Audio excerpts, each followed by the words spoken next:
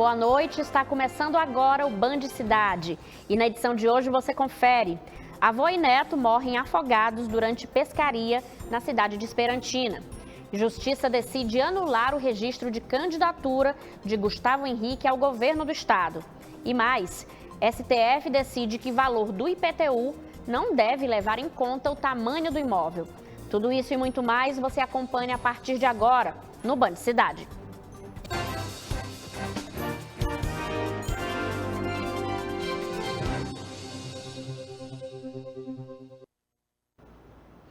Um avô e o neto de 6 anos morreram afogados durante uma pescaria no Rio Longá nesse fim de semana.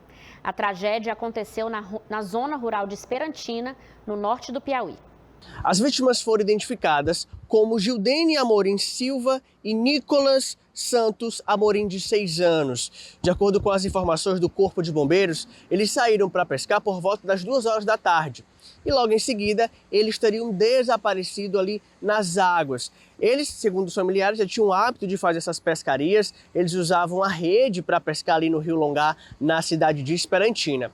Após perceber que eles estavam demorando demais para voltar da pescaria, os familiares foram até as margens do rio onde eles costumavam ficar e, após não encontrarem eles, acionaram ali o Corpo de Bombeiros. Após 1 hora do início das buscas, em uma área de difícil acesso no Rio Longá, os moradores, juntamente ali com os bombeiros, encontraram o corpo da criança de 6 anos. Algumas horas depois, a cerca de 1 quilômetro do local onde eles haviam desaparecido, o Corpo de Bombeiros encontrou ali o corpo do avô, também já sem vida. Até o momento não há informações de como que esse afogamento teria acontecido. E o final de semana foi marcado pela realização da Operação Silêncio e Paz. O foco foi o combate à poluição sonora, à perturbação do sossego e outras práticas criminosas. Acompanhe. A fiscalização aconteceu entre a madrugada de sábado e as primeiras horas deste domingo. O objetivo foi combater a poluição sonora, a perturbação do sossego e outras práticas criminosas. 2 estabelecimentos que já estavam sob determinação judicial de interdição foram fiscalizados na zona sul de Teresina. No Panzilão Eventos, o proprietário foi preso por poluição sonora e corrupção de menores. Durante a ação, adolescentes foram encontrados no local consumindo bebidas alcoólicas. Já na Boys Conveniência, 4 paredões de som foram apreendidos. A operação também resultou na condução de pessoas em situação de embriaguez, na recuperação de um aparelho celular e na apreensão de entorpecentes.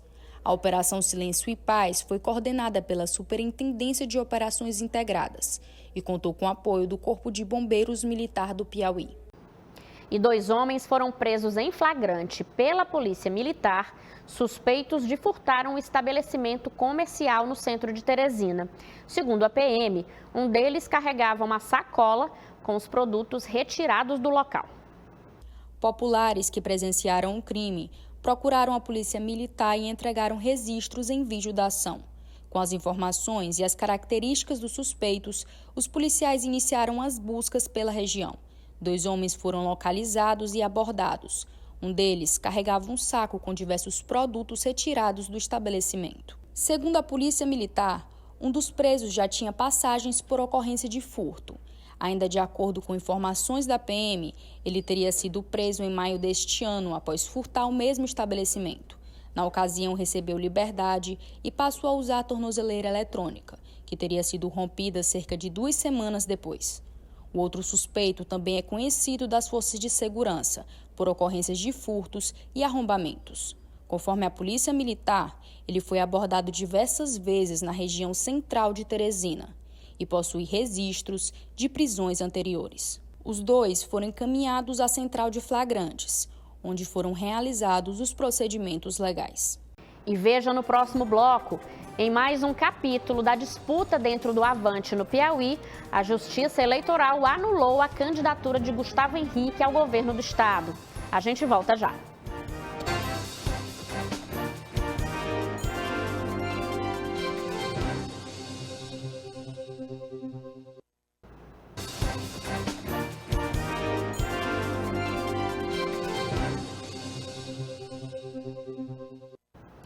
de volta com o Band Cidade e continua a insegurança jurídica em torno da posição do partido Avante no Piauí.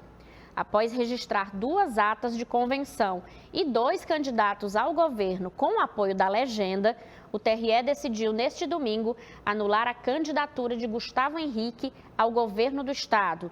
Mais informações com o repórter Júnior Santos, direto da redação. Boa noite, Carliete Nunes, e a todo mundo que acompanha o Band Cidade. Venho aqui mais uma vez trazer as principais movimentações e fatos da política do estado do Piauí. E olha, Carliete, mais um revés judicial envolvendo o Avante aqui do estado do Piauí. O mais recente fato foi uma decisão do Tribunal Regional Eleitoral que anulou a convenção partidária realizada pelo até então candidato ao governo do estado pelo partido, Gustavo Henrique Leite Feijó, no último dia 30 de julho. A mesma decisão, o desembargador Olímpio José Passos Galvão, considerou também válida a convenção realizada pela nova direção do partido, aí representada pelo vice-presidente que é candidato ao Senado pelo Avante, Antônio José Lira, que foi realizada no dia 5 de agosto. Essa decisão, portanto, desfaz a composição de candidatura própria que o Avante tinha na pessoa de Gustavo Henrique Feijó e dá validade à nova composição, o presidente Adiel e o vice-presidente Antônio José Lira. Em nota oficial, Gustavo Henrique disse que ainda e sua equipe jurídica ainda se colocariam a par da decisão, que analisariam esta nova etapa desta batalha judicial pelo comando do partido aqui no estado do Piauí, mas nos bastidores, Gustavo Henrique Feijó afirma que vai entrar com recurso na justiça dessa decisão. O fato é que, até o momento, a partir dessa decisão, foi proferida no dia 15 de agosto, ou seja, no último sábado, a candidatura e o comando válido pelo Avante segue na presidência de Adiel, na vice-presidência de Antônio José Lira, tendo como estratégia política a campanha ao Senado de Antônio José Lira e uma composição, uma coalizão em meio de, essa aliança com o Partido Novo, representado na chapa majoritária pela candidatura de Eliseu Aguiar ao governo do estado do Piauí. A Assembleia Legislativa do estado do Piauí realizou uma sessão solene em homenagem ao Dia do Maçom. Acompanhe os detalhes na reportagem a partir de agora. A homenagem foi proposta pelo presidente da Casa, o deputado Severo Eulálio, e reuniu lideranças no plenário. O encontro marcou o reconhecimento às ações promovidas pela Ordem em favor da comunidade piauiense. O Dia do Maçom é comemorado agora no dia 20 de agosto. O maçom contribui com a sociedade piauiense através do aprimoramento das pessoas que a integram, procurando sempre, principalmente nos últimos anos, se aproximar cada vez mais da sociedade para contribuir, organizando, respeitando os princípios, levando a solidariedade.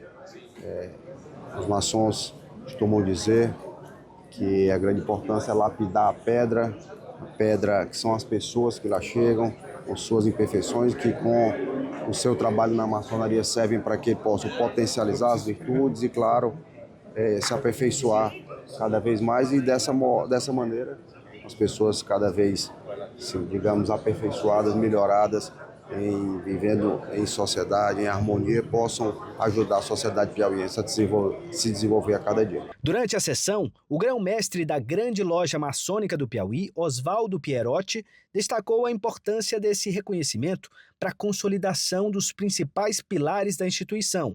São eles liberdade, igualdade e fraternidade. A Grande Loja Maçônica do Piauí se faz presente hoje de Parnaíba a Correntes. São 51 lojas fazendo o trabalho de fraternidade, de irmandade, aprendendo tudo que nós fazemos no templo e na sociedade. Então, o Dia do Maçom, que nós celebramos hoje, no dia 20 de agosto, é uma data histórica, porque foi dentro dos templos maçônicos que a maçonaria fez a independência do Brasil. Ou seja, antes do 7 de setembro, nós já tínhamos feito esse grito de independência. Então, é marcante, é importante que a Assembleia abrisse as suas portas para receber exatamente a comunidade maçônica e seus familiares, para festejar essa data tão significativa para nós que fazemos a Grande Loja e fazemos a maçonaria como um todo. Celebrado oficialmente em 20 de agosto, o Dia do Maçom vai além de uma homenagem interna entre os membros da Ordem. A data resgata a própria história do Brasil e o papel do movimento em episódios como o processo de independência do país. Realmente, o dia 20 de agosto é o dia da maçonaria, porque foi nessa data muito importante que Gonçalves Ledo proclamou a independência do Brasil dentro de uma loja maçônica na cidade de Niterói. E hoje, dia 17, o nosso grande presidente, Severo, está nos homenageando hoje, requerimento da sua autoria, para que nós fizéssemos essa bela sessão. E nós estamos felizes em poder demonstrar cada vez mais à sociedade o grande papel da maçonaria na história, que foi sempre a defesa da liberdade, a defesa da igualdade e praticando fraternidade. E isso que é o nosso lema. E mais ainda, aperfeiçoar o homem intelectualmente, aperfeiçoá-lo moralmente, aperfeiçoar espiritualmente e familiarmente.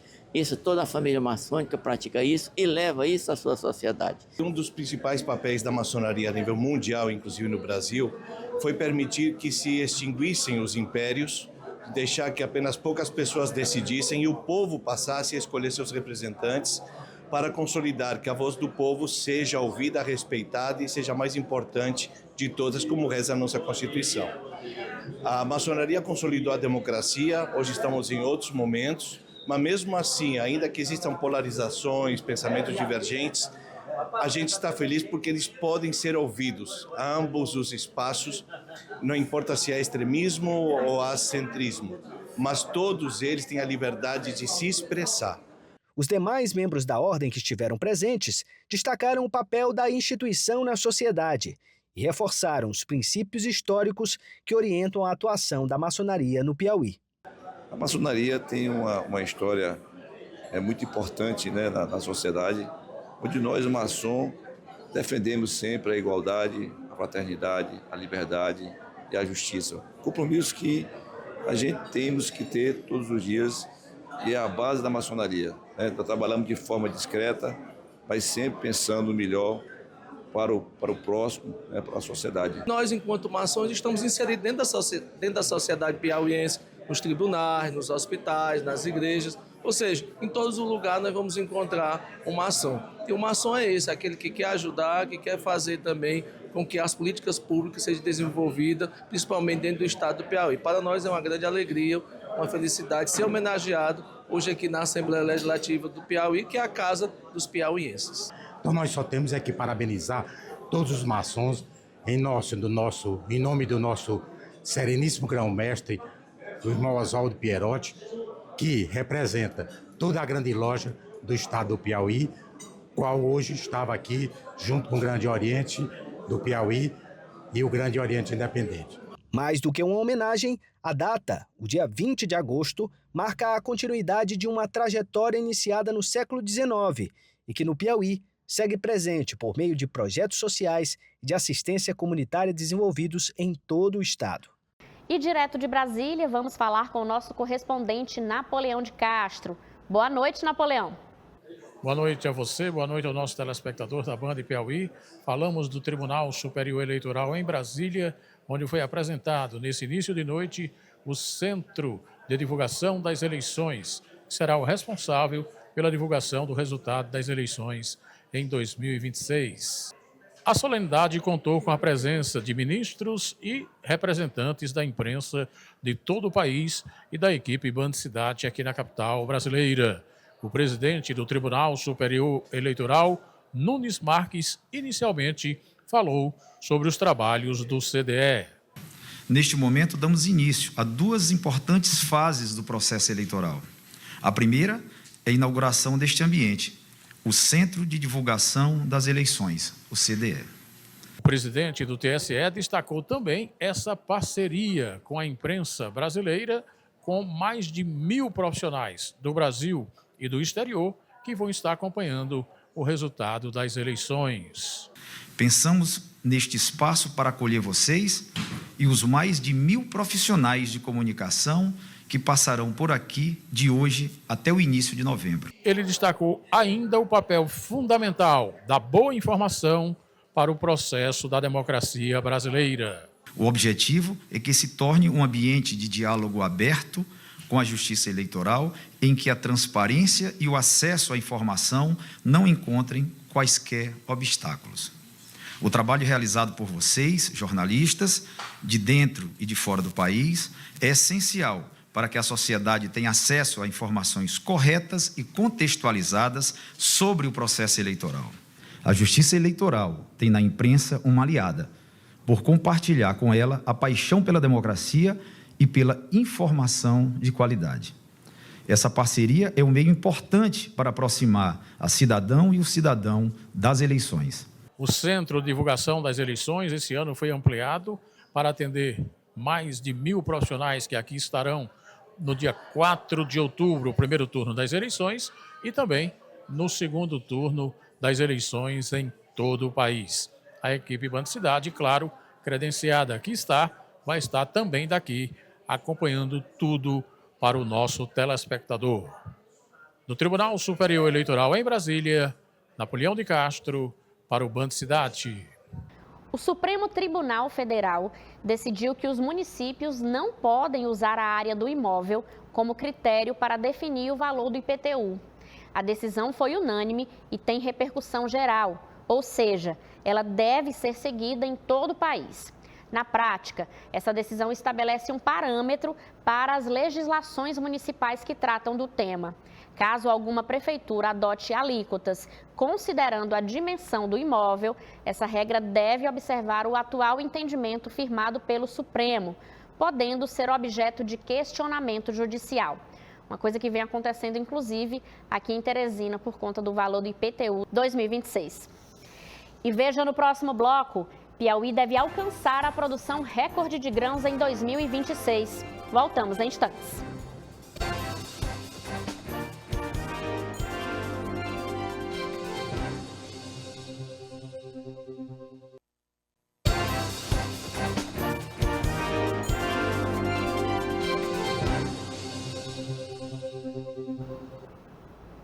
De volta com Band Cidade.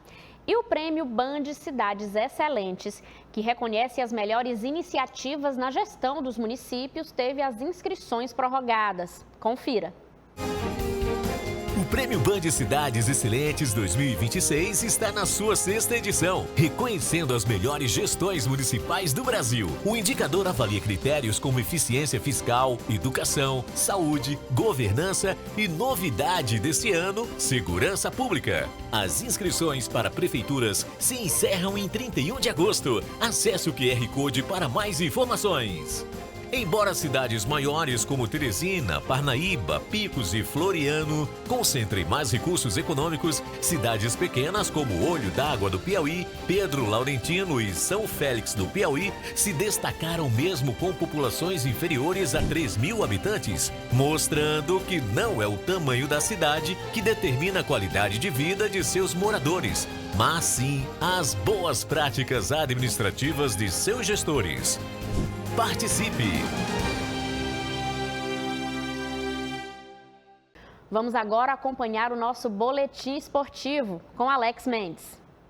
Olá, Carliette, telespectador do Band Cidade. Estou de volta para mais um boletim esportivo. Falar o que aconteceu de melhor neste final de semana do nosso esporte, principalmente do futebol. Olha só, aqui em Teresina a gente teve o Rivengo da Gratidão, que foi um jogo em homenagem ao nosso maior ídolo, o maior jogador da história do futebol piauiense, um dos maiores do Nordeste, chamado como Pelé do Nordeste, Simão Teles Bacelar, o Cima. O jogo aconteceu neste sábado no estádio Lindolfo Monteiro, foi às 17 horas e, claro, a equipe da Band estava lá presente para acompanhar esse grande jogo, tá bom? Então foi o Rivengo da Gratidão em homenagem ao maior artilheiro do futebol do Nordeste, Cima. O que aconteceu também neste sábado foi o Campeonato Piauiense de Muay Thai Esportivo, 2ª edição. Foi lá no CT da Federação de Muay Thai. Foi muito bacana também, reuniu crianças, lutas femininas, lutas masculinas no Campeonato Piauiense de Muay Thai Esportivo. A gente até destacou a luta do Leonardo, que é da Curió Five Team, o Leonardo que é surdo, mas que consegue lutar aí com a ajuda do seu técnico, também do intérprete de Libras e sua mãe, com a matéria muito emocionante que você pode acompanhar no nosso canal no YouTube. E neste final de semana teve também o primeiro jogo das quartas de final do Campeonato Brasileiro Série A2, futebol feminino. Mas o jogo foi lá em Manaus. entre 3B da Amazônia e Clube Atlético Piauiense, na Arena da Amazônia. E o Clube Atlético Piauiense saiu na frente nessa eliminatória. Mesmo fora de casa, venceu por 2-0. Os 2 gols saíram na primeira etapa, de pênalti com a meio-campista Dani e também na primeira etapa com a atacante Eduarda Balbino. Com esse resultado, o Clube Atlético Piauiense sai na frente pela briga para o acesso para a elite do futebol piauiense em 2027. O jogo de volta é nesse domingo, dia 23 de agosto, no estádio Lindolfo Monteiro, a partir das 17 horas. Então já convido você que está nos assistindo, torcedor do futebol piauiense, para comparecer no estádio Lindolfo Monteiro no domingo, para acompanhar, quem sabe, esse acesso inédito às meninas do Cavernão, do Clube Atlético Piauiense, para a Série A1, a elite do futebol brasileiro. Lembrando que 2027 é ano de Copa do Mundo. Eu vou ficando por aqui, volto com você nos estúdios da Band e do Band Cidade, Carliette. O Piauí deve alcançar uma produção recorde de grãos em 2026. A estimativa do IBGE aponta para 6,82 milhões de toneladas, superando o recorde de 6,44 milhões registrado em 2023. O crescimento da produção acontece mesmo com a área colhida menor. Piauí deve alcançar em 2026 a maior produção de grãos da história. A estimativa preliminar do IBGE aponta uma safra de 6.820.000 toneladas. O volume supera o recorde anterior, registrado em 2023, quando foram produzidas 6.440.000 toneladas. E um detalhe chama a atenção nessa projeção: a produção deve crescer mesmo com uma área colhida menor. Em 2026, serão cerca de 1.830.000 hectares. Em 2023, eram 1.890.000 hectares. Segundo o IBGE, nos últimos 10 anos, a produção de grãos aumentou mais de 500%, enquanto a colheita teve uma redução de 46% no mesmo período. Tecnologia, manejo adequado e investimentos no campo ajudam o produtor a produzir mais na mesma área. Segundo o IBGE, o resultado também reforça a possibilidade de crescimento da produção agrícola, sem a necessidade de ampliar áreas por meio de desmatamento. E 2 culturas concentram mais de 92% de toda a produção de grãos prevista para o estado neste ano. A soja responde por 4 milhões de toneladas, já o milho deve alcançar 2.100.000 toneladas. Os demais grãos pesquisados produziram um montante menor. O algodão herbáceo, por exemplo, foram 140,8 mil toneladas. O arroz, 89,1 mil toneladas. A fava, 592 toneladas. O feijão, 48,7 mil toneladas. E o sorgo, 243,8 mil toneladas. A expectativa de uma safra recorde confirma a força do agronegócio piauiense. E segundo a projeção do IBGE, o desafio agora é continuar aumentando a produtividade, com tecnologia e melhor aproveitamento das áreas já utilizadas. E essa edição do Band Cidade de hoje fica por aqui. Você acompanha a partir de agora o Jornal da Band. Mas a gente se encontra amanhã, a partir das 18h50, no Band Cidade. E eu espero você.